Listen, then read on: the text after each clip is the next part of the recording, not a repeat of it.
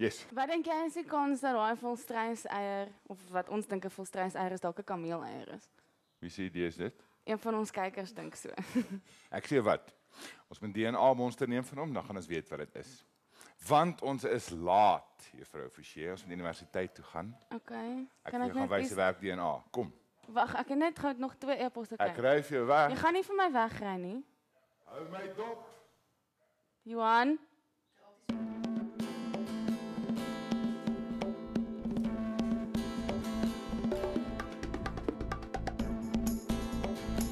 Wow, wag.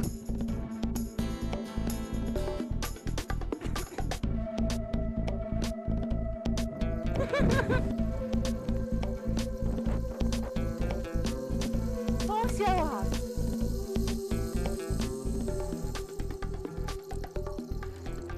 Verlede week het ons gewys hoe 'n groep wetenskaplikes eksemplare versamel van soveel as moontlik lewende organismes in van ons land se biodiversiteitsbrandpunte.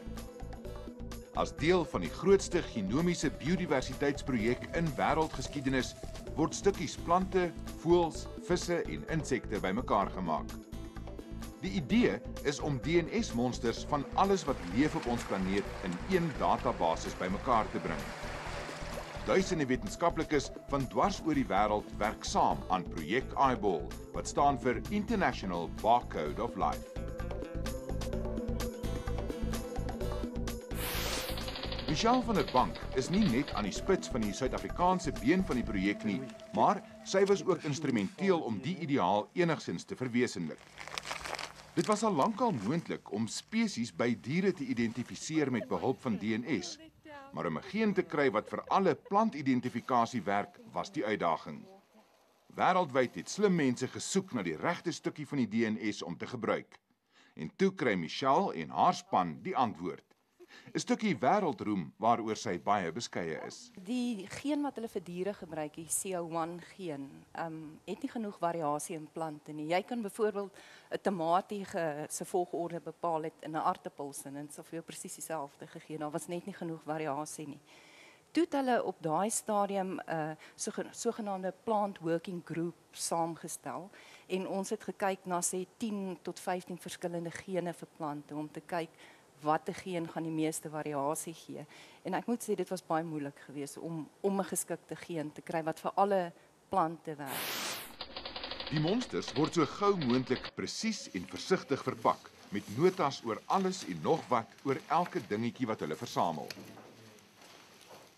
Vir die Toyota Outreach was ons teiken 1500 spesies of specimens. Dis nou voëls, insekte, plante, die hele lot. Als ingesluit en ek dink ons het binne die eerste week daai teiken bereik want ons het op die einde van die dag sou ek sê ons het oor die 5000 naby aan die 6000 spesies versamel en ek dink hier by die 10000 eksemplare huis toe gebring. So is klomp samples. En hoeveel wil julle versamel oor die volgende 3 jaar, 5 jaar, 10 jaar? Wel ons moet by die einde Maart volgende jaar 20000 specimens gestuur het na Kanada toe. So dit is 'n groot hoeveelheid en dan binne die volgende 3 jaar 60000.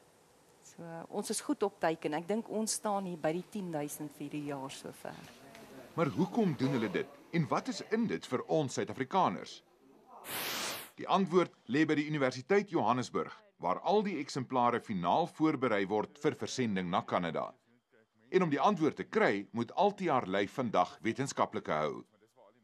Haar reis begin in die laboratorium se warmkamer. So basies soos ons die plante inbring van die veld, word hulle vir die eerste ruk hier gesit in hierdie kamer om te droog. Ja, want die idee is jy wil hulle so vinnig moontlik droog. En gewoonlik is hulle dan ook baie keer vol insekte, so dan wil jy die insekte dood kry en dan van hier af sit ons hulle in die vrieskas in vir 2 weke. Hoe lank bly hulle nou droog? Dit hang af. As dit 'n succulent is, bly dit bietjie langer in, so 2-3 weke. Gewone plante so 2-3 dae dan sal hulle droog. Okay. Maar jy wil hê hulle moet vinnig droog word dat hulle nou nie vrot nie, jy weet so.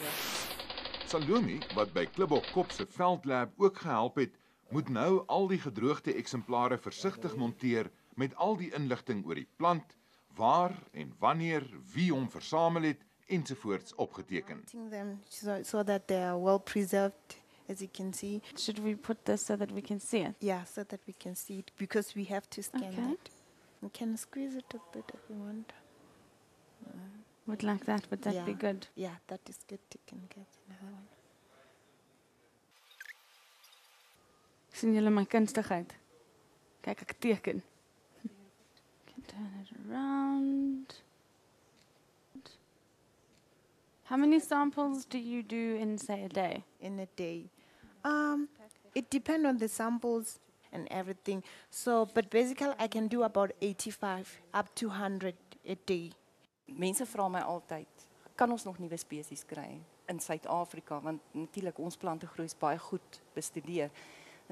So 'n paar weke terug het een van ons ex-PhD studente, hy's daar Klein Willem toe, 5 nuwe spesies op een dag gekry. So daar's nog soveel. En wat nuwe spesies betref, hier wen die insekversamelaars loshande. In die veldlab moes Maak die goggavanger se oeste versorg. Altesaam het hulle omtrent 3000 soorte goggas versamel en Maak reken soveel as 'n derde kan nuwe spesies wees. 2 drops is good. 1, 2. Een poot van elke insek moet versigtig afgebreek word So now open this one. en dan in die regte ensiem vir sy groep gebere One of word. these. Then put I it must under put the it on the flame. flame. Does it matter Een where foutjie I hier touch it? en die eksemplaar is nutteloos vir die DNS-ekstraksie in Kanada. I'm not going to break it by accident. No, that's fine. Okay. I'm going to put that under the fire. Yeah. Done. So I hold one edge and then just break off the other bit. Yeah, you use one to hold and one to pull. That's Like it. that? Yeah. Then I can put You that can put back. that back. Oh, that's my dumb hand.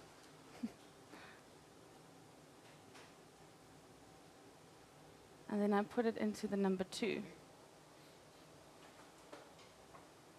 How's that? Can put that back in there.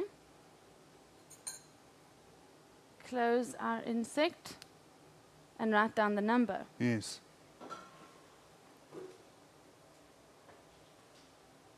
1074.